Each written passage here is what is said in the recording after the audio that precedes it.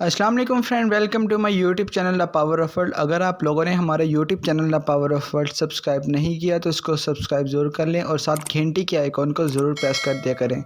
इससे ये होता है कि हमारी आने वाली वीडियो के नोटिफिकेशन आप तक ज़रूर मिल जाते हैं। सो चलते हैं आज की वीडियो की तरफ। You would never leave this town on your own, but now you're gone. दोस्तों, नवाब सादिक मोहम्मद ख़ान अब्बासी बहावलपुर के 1907 से लेकर 1966 तक नवाब रहे थे। नवाब सादिक मोहम्मद अपने वालिद के इंतकाल के बाद सिर्फ 3 साल की उम्र में बहावलपुर के नवाब बन गए थे। इनके बड़े होने तक के कौंसिल ने बहावलपुर रियासत के इंतज़ामात को संभाले रखा था। पाकिस्तान बनने के बाद बहावलपुर रियासत पाकिस्तान में शामिल होगी, लेकिन एक आज़ाद रियासत के तौर पर काम करती रही, जिसका अपना ख़जाना था और अपनी करेंसी थी और वो अपने अमूर खुद चलाया करते थे। दोस्तों, ये बात बहुत ज़्यादा कम लोगों को पता है कि नवाब सादिक अब्बासी कितने सखी इंसान थे। पाकिस्तान बनने के बाद इन्होंने हुकूमत पाकिस्तान की बेइंतहा मदद की थी। नवाब सादिक मोहम्मद ने इस दौर में 7 करोड़ रुपए पाकिस्तान के ख़जाने में शामिल किए थे। इस वक्त ये बहुत बड़ी रकम हुआ करती थी। इसके अलावा तमाम हुकूमत के ऑफिसर्स की 1 साल तक की सैलरी बहावलपुर के ख़जाने से ही ली जाती रही। इन्होंने अपनी ज़ाती ज़मीनें भी यूनिवर्सिटी ऑफ पंजाब और किंग एडवर्ड मेडिकल कॉलेज को तोहफे में दे दी थी। नवाब सादिक अब्बासी कायद आज़म के बहुत ज़्यादा करीबी दोस्त भी थे। 1955 में बहावलपुर पाकिस्तान का मुकम्मल तौर पर हिस्सा बन गया, लेकिन नवाब सादिक को वही प्रोटोकॉल मिला करता था। एक दफ़ा नवाब सादिक बरतानिया में मौजूद थे। ये लंदन में मौजूद बॉन्ड स्ट्रीट में आम से कपड़े पहनकर घूम रहे थे। इन दिनों रोल्स रॉयस गाड़ियाँ दुनिया की सबसे ज़्यादा कीमती गाड़ियाँ समझी जाती थी। नवाब सादिक वहाँ पर मौजूद रोल्स रॉयस के शोरूम में चले गए। रोल्स रॉयस के डिज़ाइन और कीमत के मुतल्लिक पूछने लगे, लेकिन नवाब साहब के आम से कपड़े देखकर वहाँ पर मौजूद सेल्समैन ने इनकी बेइज्जती कर दी। इनको लगा कि नवाब सादिक दूसरे लोगों की तरह इनका टाइम वेस्ट कर रहे हैं, मगर इसको पता नहीं था कि इसके सामने नवाब ऑफ बहावलपुर खड़े हैं। नवाब सादिक ने इस वक्त उसे कुछ भी नहीं कहा और लंदन में मौजूद अपने घर में वापस आ गए। वहाँ इन्होंने अपने स्टाफ को कहा कि रोल्स रॉयस शोरूम में कॉल मिलाएं और उन्हें कहें कि नवाब ऑफ बहावलपुर उनकी गाड़ियाँ ख़रीदना चाहते हैं। रोल्स रॉयस के इस शोरूम की इंतज़ामिया ने यह सुना तो नवाब सादिक के बाकायदा इंतज़ामात के लिए एक कारपेट बिछाया गया और उनका वेलकम करने के लिए सारे इंतज़ामात मुकम्मल किए गए।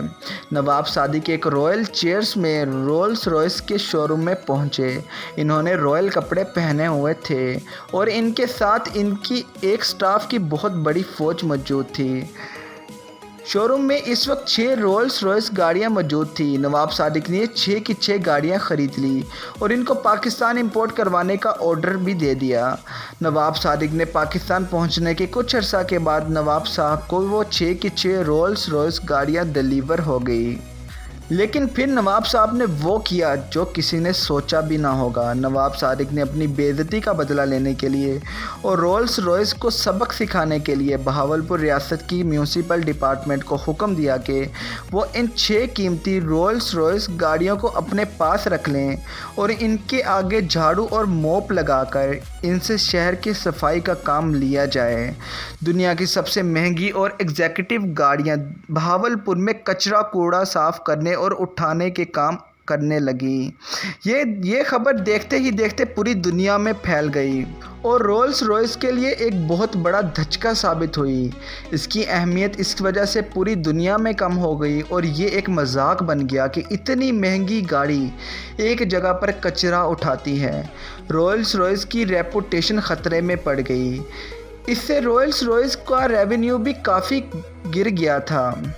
रोल्स रॉयस ने इस मामले की सारी तहकीक करवाई और इन्होंने एक टेलीग्राम के ज़रिए नवाब ऑफ बहावलपुर से ऑफिशियली तौर पर माफ़ी मांगी और इनसे रिक्वेस्ट की कि वो रोल्स रॉयस से ये काम लेना छोड़ दें।